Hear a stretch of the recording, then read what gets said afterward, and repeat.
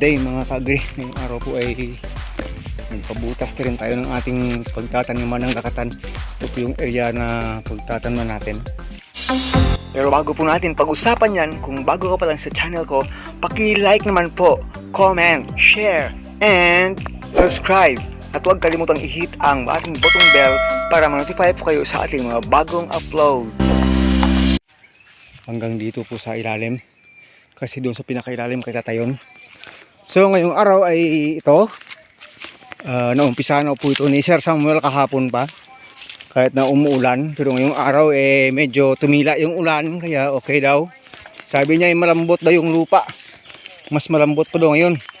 So bali isang line na lang yan, konti na lang yan matapos yan dito. At mamaya maya ay nandito na naman siya sa taas. So malamang today, hindi naman siguro matatapos lahat. Pero at least ay konti na lang matira. Kasi itong area ngayong pinagtatrabaho ni Sir Samuel ay mas malambot yung lupa. Kaya mas madali, mas mabilis yung magawa. Yung pagbubutas. Lumakid ba na boss, no? Lumakid man. Yan po, yung ibig sabihin ng lumak, talagang ano siya, malambot siya. Kaya mabilis. So yun po mga ka-agri, ay sana mamayang hapon ay at least 80% ay mabutasan itong lahat, itong area. Para mamayang hapon ay pwede nating mabilang kung ilang puno talaga yung makakapasok dito sa area na ito. Well, in fact, ito po ay nasa 4 lanes lang. 4 na linya lang. So try nating bilangin yung isang line niya mula dito sa dulo papunta sa dulo para ma-estimate na po natin kung ilang puno ba pwedeng maitanim dito sa itong area lang po ito. 1, 2, 3, 4, 5, 6, 7, 8, 9, 10, 11, 12, 13, 14, 15, 16, 17, 18, 19, 20, 21, 2, 23, 4, 5, 26, 27. So most probably po itong area 100. Yun po, mga 100 kasi doon sa kabila kulang na rin. Estimate ko boss dito na area 100 puno, 100. More or less 100. Or sa sobra konti ng sobra. Mga 100 to 110. Pag plus doon sa taas, medyo maikli doon, less than 100. Sabihin na natin mga 180 ka puno. Lahat pag mabutasan doon. Pag matamnan pa natin yung mga ibang space na pwede, baka abutin mga 200. Kasi ditong iba, kaya po nito, open area po yan dito. Pwede po kasing magtanim pa dito. Mga dito, hindi pa yan. Isang puno, 2 puno, siguro yun. So ibig sabihin, mayroon tayong magiging 200 ka puno.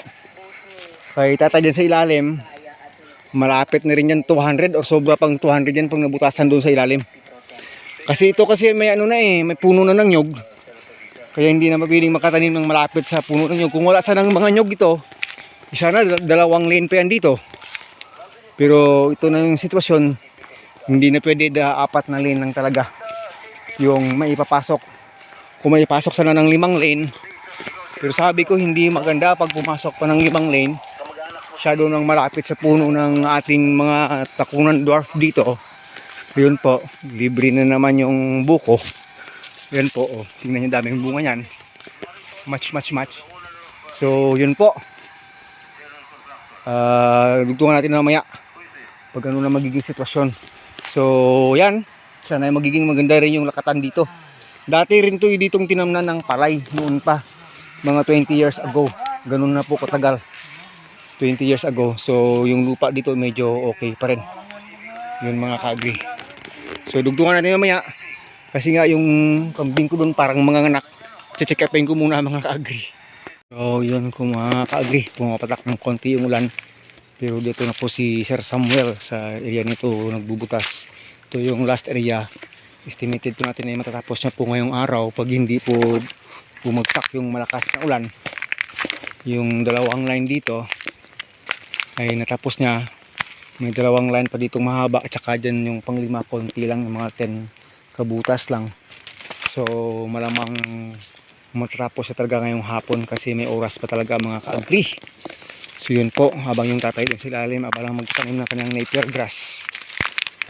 At pati dito sa may part na tinamnan na natin ng napier grass, buhay na nga, ay matatamaan pa ng butas. Wala tayong magagawa kasi tamaan ng pantanim, okay lang yun. Talagang ganun mga ka-agri. Doon sa ilalim, estimate natin more than 200. Dito siguro mga malapit-lapit 200. Ibig sabihin ay dito at dito lang, dalawa lang na area ko, dalawang kahon term, mga more or less 400. Pag hindi po umabot ng 400 yan dito, dito at dito, maglalagay pa ako ng isang line doon sa taas para maabot lang yung 400 dito, para po hindi mahirap magbilang-bilang. Yun po, para kumpleto na. So dyan sa ilalim 4 lanes, dito 4 lanes, plus itong maikli 5 lanes daw.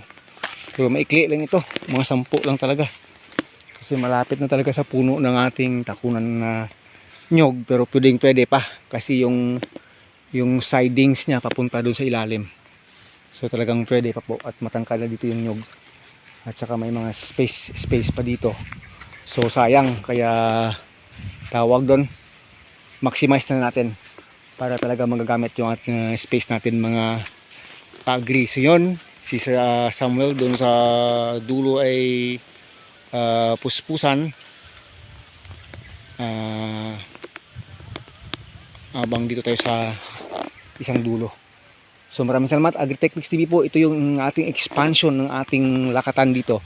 Ito po ay pang-anim na expansion. This is the 6th na another 400 puno na maitatanim dito. Plus katatay doon sa ilalim na mga 200 plus to 300.